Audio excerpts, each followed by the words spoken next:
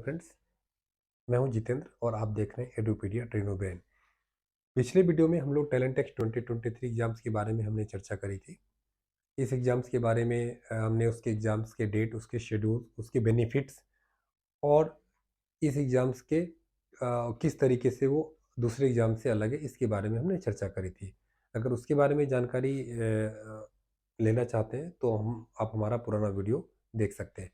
आज हम बात करेंगे कि टैलेंट टेस्ट के एग्जामिनेशन में बच्चे कैसे हायर स्कोर कर सकते हैं। ये मैं अपने खुद के एक्सपीरियंस पे आप लोगों के साथ अपना एक्सपीरियंस शेयर करूँगा, बिकॉज़ मेरा बेटा क्लास 8 में है और वो क्लास 5 से टैलेंटेक्स का एग्ज़ाम दे रहा है। Every year he scored 90% scholarship, जो कि एलएम का मैक्सिमम स्कॉलरशिप है, along with cash awards also. Last year भी उसने टैलेंटेक्स क्लास 7 का जब दिया था, उसके ऑल इंडिया रैंक 13 थे और उसने 10,000 रुपीज़ का कैश अवार्ड विन किया था। तो जो स्टेप्स या जो भी टिप्स मैं बेटे को सिखाता हूँ और उसने फॉलो किया है, वो काफ़ी सक्सेसफुल रहा है। तो इसलिए मैं चाहता हूँ कि ये बाकी बच्चों तक भी अगर मैं कुछ अपने एक्सपीरियंस या कुछ लर्निंग्स मैं अपने बाकी पेरेंट्स या बच्चों के साथ शेयर करूँ, तो शायद वो भी इससे बेनिफिट हो सकें। इसी कड़ी में आज हम इसके डिफरेंट पहलुओं पे चर्चा करेंगे। तो चलिए शुरू करते हैं। सबसे पहले टैलेंटेक्स क्वेश्चंस पेपर का पैटर्न समझते हैं। इसमें बेसिकली 80 क्वेश्चंस पूछे जाते हैं और इसमें टोटल टाइम 2 आवर्स का होता है। क्लास 5 तक के बच्चों के लिए कोई नेगेटिव मार्किंग नहीं होती है। क्लास 8 से लेकर के 10 के बच्चों के साथ 25% नेगेटिव मार्किंग होता है, मतलब सही क्वेश्चंस के लिए 4 मार्क्स एंड रॉन्ग क्वेश्चंस के लिए -1 मार्क्स। नंबर 1। तो एक चीज़ में ध्यान देने वाली बात है कि जो क्लास 8, 9, 10 के बच्चे हैं, वो जिन क्वेश्चंस का आंसर उन्हें बिल्कुल भी नहीं पता है, तो उसमें वो उसको स्किप कर सकते हैं। 100% क्वेश्चंस का आंसर देना ज़रूरी नहीं है। बट जो क्लास 7 तक के बच्चे हैं, वो डेफिनेटली 100% आंसर करें, बिकॉज़ उसका कोई नेगेटिव मार्किंग नहीं है। अब बात करते हैं, ये जो 80 क्वेश्चंस है, इसमें आप मान के चलिए जो इसमें 30 क्वेश्चंस ऐसे होंगे जिसको कि करने के लिए आपको मैक्सिमम 30 टू 40 सेकंड्स लगेंगे। 20 मिनट के अंदर आप इस 30 क्वेश्चंस को कवर कर सकते हैं। ये बहुत ही आसान होता है। इसमें विदाउट पेन एंड पेपर आप सारे क्वेश्चंस का आंसर कर सकते हैं। इवन जैसे बायोलॉजी की बात करूँ, तो बायोलॉजी के जितने भी 11 से 15 क्वेश्चंस हैं, या तो आपको पता होंगे या नहीं पता होंगे, तो इसमें टाइम बिल्कुल नहीं लगेगा। जो रिमेनिंग 40 क्वेश्चंस होते हैं, वो मॉडरेट लेवल के होते हैं। इसमें लगभग ऑन एन एवरेज आपको ईच क्वेश्चंस 1 मिनट से 1 मिनट 20 सेकंड्स का समय लग सकता है। इसमें बहुत ही स्मॉल कैलकुलेशन के साथ आप ये क्वेश्चन अटेम्प्ट ले सकते हैं।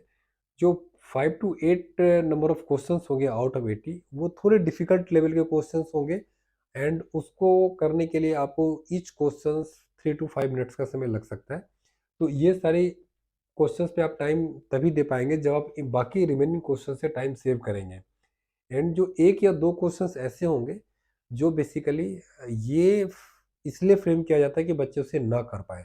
ये टोटली आपके लक पे भी डिपेंड करता है कि जिस बच्चे ने कोई आउट ऑफ सिलेबस जा करके कोई ऐसी चीज़ पढ़ी है और उसी में से कोई क्वेश्चंस आ जाते हैं, या किसी क्वेश्चंस ने किसी बच्चे ने जस्ट एक तुक्का मारा और वो सही हो गया। तो एक दो क्वेश्चंस ऐसे होंगे जो बिल्कुल बहुत ही डिफिकल्ट लेवल के होंगे as relative to the class. But उस दो क्वेश्चंस को आप लेकर के बिल्कुल भी परेशान ना हो, बिकॉज ये आपके लक पे डिपेंड करता है। तो इन दो क्वेश्चंस को हमें अवॉइड करना है। स्टार्ट हमें करना चाहिए इस इजी लेवल क्वेश्चंस के साथ। फॉर एग्जांपल अगर मैं सब्जेक्ट वाइज बात करूं, तो आपको कुछ जैसे बायोलॉजी, देन केमिस्ट्री, बिकॉज इन सब सब्जेक्ट के क्वेश्चन इस तरह से होंगे कि क्वेश्चंस रीड करने के बाद आपको उसके आंसर्स देखते ही ऑप्शंस पता लग जाएंगे कि इसका आंसर्स आपको पता है या नहीं है। नहीं है तो स्किप करके नेक्स्ट पे पढ़ना है, और अगर है तो आपको टिक करना है। इसमें टाइम बिल्कुल भी नहीं लगेगा। बेसिकली जो इसके बाद physics, then math and IQ. IQ का क्वेश्चन एक ऐसा होता है, रीजनिंग का क्वेश्चन, जो आपको हो सकता है कि कुछ क्वेश्चन चंद सेकंड में आप उसको क्रैक कर ले, और ऐसा भी हो सकता है कि 10 मिनट लगाने के बाद भी आप क्रैक ना कर पाए। तो पर्टिकुलरली आईक्यू वाले सेक्शन में आपको थोड़ी सावधान रहने की ज़रूरत है कि जिस क्वेश्चन में आप उलझ रहे हैं, जिसको जिसको कि आप क्रैक नहीं कर पा रहे हैं, उसमें टाइम वेस्ट बिल्कुल भी ना करें। आपको नेक्स्ट क्वेश्चन पे जाना है। तो ओवरऑल आप ये मान सकते हैं कि लगभग 2 आवर्स का अगर पेपर है, तो एटलीस्ट 1 से लेकर के 80 क्वेश्चंस आपको फर्स्ट 1 आवर में क्रॉस करने हैं। This is first round. आपको क्रॉस कर जाने हैं। एटलीस्ट ऐसा नहीं होना चाहिए कि 1 घंटे लैप्स होने के बाद भी आपने आधे पेपर या 20% क्वेश्चंस आपने पढ़े ही नहीं है। हमें प्रैक्टिस इस हिसाब से करने हैं अपने घर पे प्रीवियस पेपर्स के साथ कि हमें पहले 1 आवर में 1 टू 80 क्वेश्चंस एटलीस्ट एक बार क्रॉस कर जाना है। और इसका सबसे बेहतरीन तरीका ये है कि आप पुराने जो पास्ट पेपर्स हैं उसको लीजिए, एक एग्जामिनेशन कंडीशंस में टाइमर लगाइए, अपने आप को एक कमरे में आइसोलेट कीजिए and just do the questions in examination condition.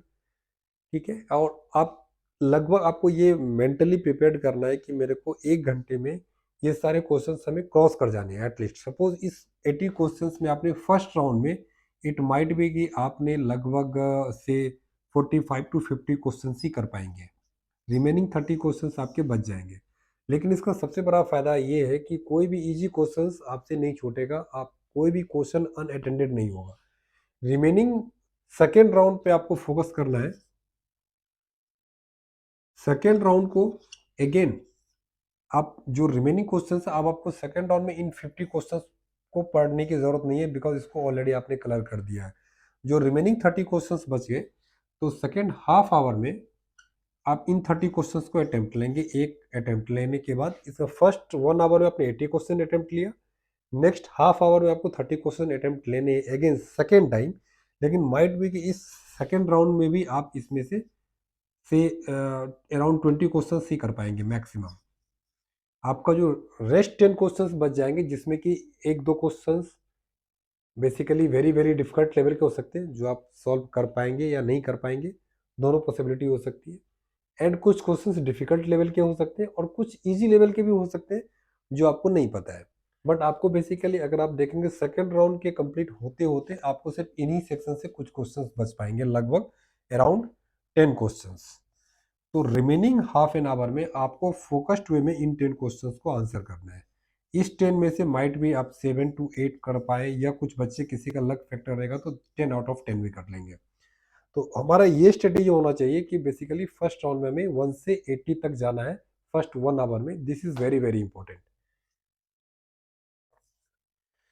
ये प्रैक्टिस अगर आप फॉलो करते हैं तो आपकी स्कोरिंग नेचुरली इंक्रीज कर जाएगी। नॉर्मली क्या होते हैं, बच्चे स्टार्ट करते हैं, सपोज क्वेश्चन पेपर स्टार्ट किया 10th नंबर क्वेश्चन में, इसमें से एक जो मैंने ये बोला हार्ड लक वाले क्वेश्चन, या तो ये आ गया या डिफिकल्ट लेवल वाले क्वेश्चन क्वेश्चन नंबर 10 पे आ गए, right.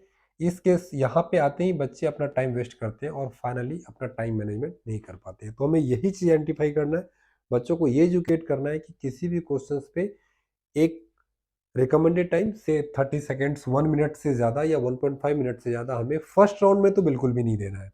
This is very very. Second और थर्ड राउंड बच्चे अपने हिसाब से मैनेज भी कर सकते हैं, लेकिन आपको फर्स्ट राउंड में maximum questions, all questions cover करने विथ मैक्सिमम 1.5 मिनट्स, लगभग 1.5 मिनट से ज़्यादा आपको समय नहीं देना है मैक्सिमम।